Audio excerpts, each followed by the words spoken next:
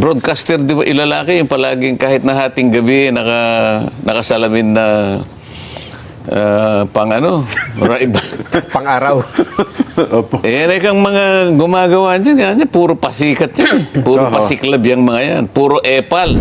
Yung miyembro ng committee ko, yung kapatid niya eh. Ay, teka, yun ang problema natin. Opo. Wala na akong problema doon. Sino na makasasagot yan? Di dapat mag-usap na lang silang magkapatid. Nagtagumpay lamang siya doon sa may mga optics, may mga litrato. Opo, oh. At saka yung presentation, may mga guni-guni, mga ganyan. Yun ang sinasabi ng isang taong nakasalamin na hating gabi na yun ang epal siguro.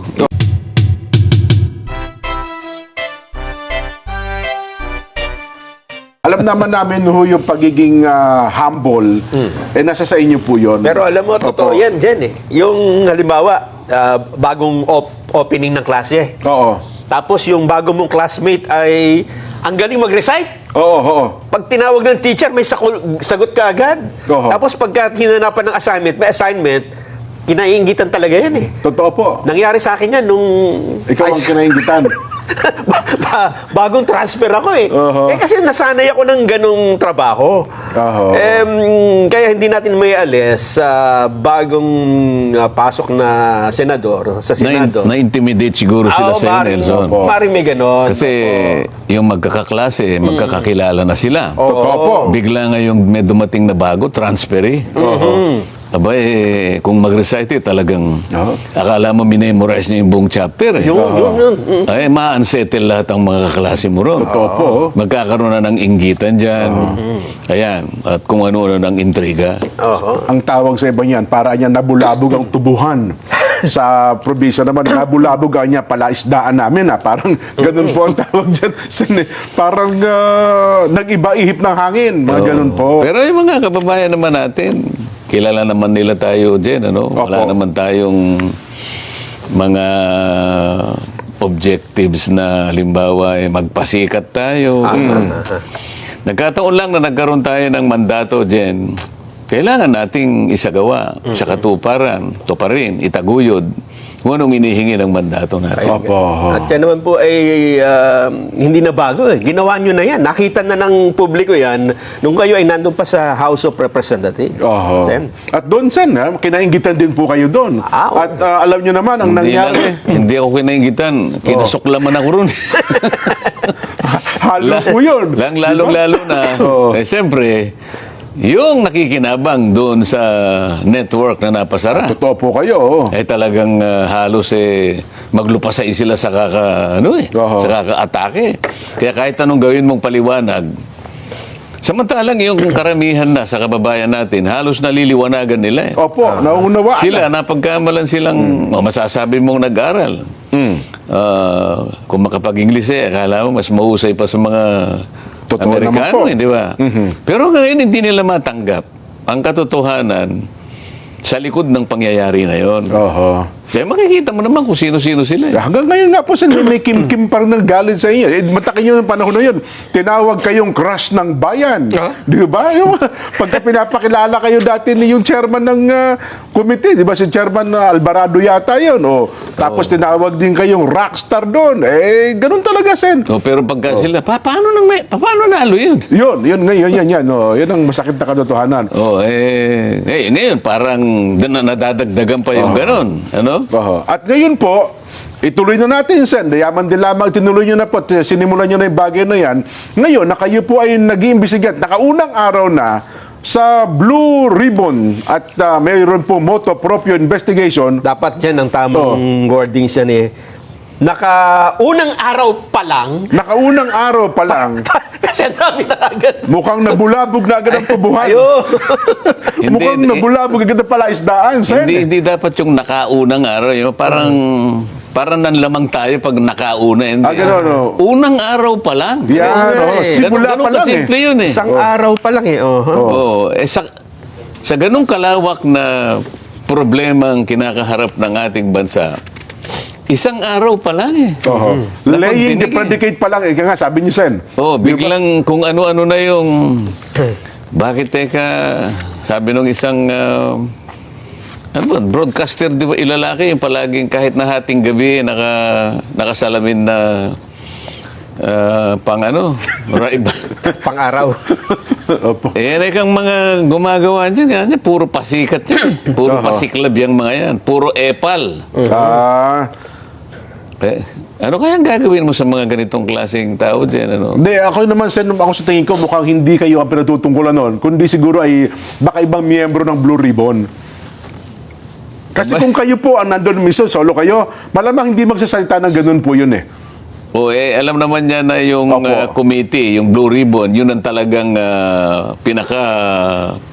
pinaka-major na committee na siya yung gaganap ng tungkulin na yun. O kapag nagpasaring ka ng gano'n, dala mo na lahat. Totoo po. Pero kung sasabihin niya, yung nagpasikat, nag-epal, palagay ko, hindi ako yun. Tama po. Ako nagtatanong lang ako ng mga tanong na talagang very basic lang. Totoo. At sinabi ko naman doon, walang nagagranistan, walang magiging, walang kumbaga, huwag kayong masyadong magpasikat, parang ganon. Ano? Totoo po. Wala tayong konklusyon na gagawin dito. Di kasi ako, ewan ko lang sa mga nakakarating din sa atin mataas po respeto sa inyo nun, Sen well, meron lang siguro kayong mga miyembro ng inyong komite na baka yun na nagpapabigat sa kanyang kalooban.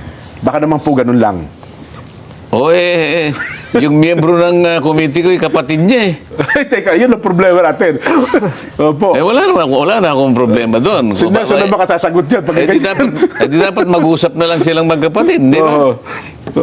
Pero... Ayoko naman pasukan yun. Ayoko naman pakialaman yun. Halimbawa, kumprontahin ko yung kapatid niya na nandun sa komite, mahirap naman yun. Hindi ako pwedeng makialam doon. Pero may napansin lang ko dyan, Senator, no? Nung nakaraang linggo ay... Kasi sa mga nakaraang mga pagdinig ng Blue Ribbon Committee, last week ay napansin ko parang sabi ko parang hindi tama. Meron ako napansin na parang para bang halimbawa maliligo ka diyan, di ba? Okay. Maliligo ka. Nakapagsabon na ay sinubon mo pa uli. Bakit? Tapos na maligo, ha? Anong napansin mo? Hindi kasi parang sa pagkakasunod-sunod ng pangyayari, ang pagkakaalam ko, di ba may privilege speech? Tapos after ng privilege speech, ay yun na, investigasyon na. Kasi yun ang, kumbaga sa introduction di ba? Okay. Napansin ko na nag-imbestiga na, Nagsimula na, natapos na yung unang araw at meron na nakatakdang mga susunod, may bukod pang privilege speech na yun din yung topic. Sa akin, bilang isang karaniwang taga-Masid at matagal na rin nanonood ng mga Senate investigation, ngayon ko lang nakita may gano'n na Mabuti napansin mo yon, Nelson, ano? Akala ko nga walang makakapansin sa inyo. Ayoko namang talakayin yon na parang ako lang.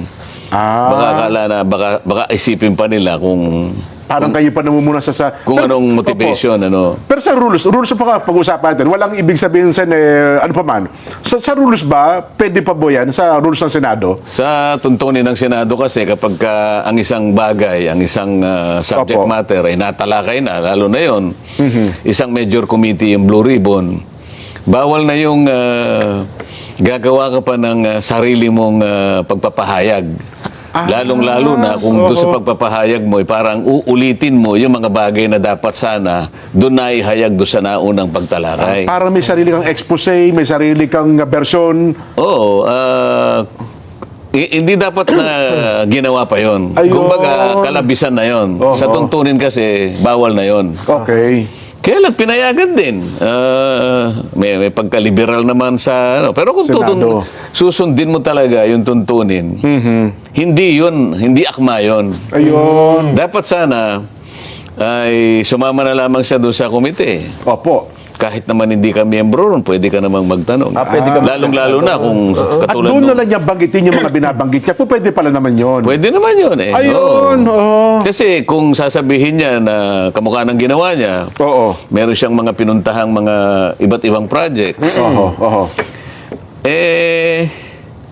Actually, nabanggit na yung mga yun sa komite. Kasi ang pinag-uusapan lahat ng ghost projects.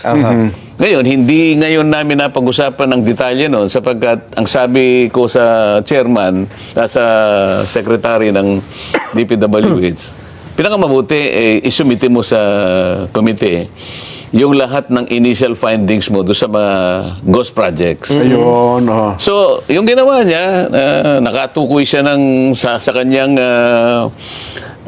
pansariling pag-iimbestiga. Meron daw Yung siyang mga tao nakita daw po sa niya. ganitong lugar, sa Opo. ganitong, siguro mga mangilan-ngilan yun. Pero hindi yun ang kabuuan, hindi yun ang listahan. Oho. Nagtagumpay lamang siya dun sa may mga optics, may mga litrato. Opo, oh. At saka yung presentation, may mga guni-guni, mga ganyan. Oho. Sa pagdinig naman kasi dapat hindi mo nasasamutan ng mga ganun. Yun ang optics eh. Oho. Yun ang sinasabi ng isang taong nakasalamin na hating gabi na yun ang epal siguro. Oho. Yun ang pasikat. Di ba? Ayun, oho. Pero sa inyo, wala, kasi wala akong narinig na binanggit kayo sa anumang pahayag na tinutulan nyo yun eh. Parang pinalagpas nyo na lang. Ay, ako naman lahat ng gustong magpahayag, kasi naitanong mo lang kung nasa tuntunin ba yun. Sa tuntunin, hindi ganun. Ayun. Hindi papayagan yung ganun. Kaya lang, may pagkaliberal naman yung mga tuntunin siguro. Lalong-lalo na, matatanda na sila ron. Opo. Ako naman, sabi mo fight nga, na kayo. transfer lang. Oho. Bagong transfer lang ako di ba? Ah.